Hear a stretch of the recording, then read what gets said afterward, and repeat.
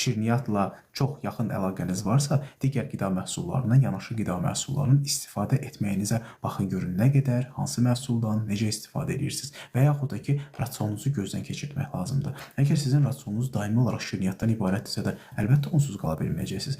Bir insan olaraq çox sevirsiniz, istəyirsiniz daimi olaraq yanınızda olsun. Şirniyyatla niyə? Çünki onunla çox vaxt keçirirsiniz, uyumlusunuz, sizə yaxşı gəlir. Şirniyyat da elədir də, orqanizminizə yaxşı gəlir. Çünki gözəl, asan mənimsənilən enerji mənbəyidir. Həmin o enerjidən keçə bilmir orqanizm. Daimi olaraq onu tələb edir. Ona görə də şirniyyatdan əl çəkə bilmir. Niyə çəksin ki? Biraz uzaqlaşmaq lazımdır və yaxud da ki, dərk eləmək lazımdır. Burada bitirməlisiniz, beyində bitirməlisiniz. Şirniyyat sizə nə verir?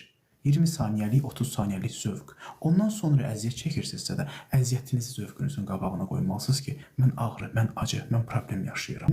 Nədən daha şirindir? Sizin üçün şirniyyat şirindir, yoxsa heç olmasa özünüzü güzgüdə yaxşı görməkmi? Və yaxud da ki, paltar mağazasında paltar seçərkən o sizə qəribə baxışları görməməkmi şirindir? Seçin, yenə də seçin.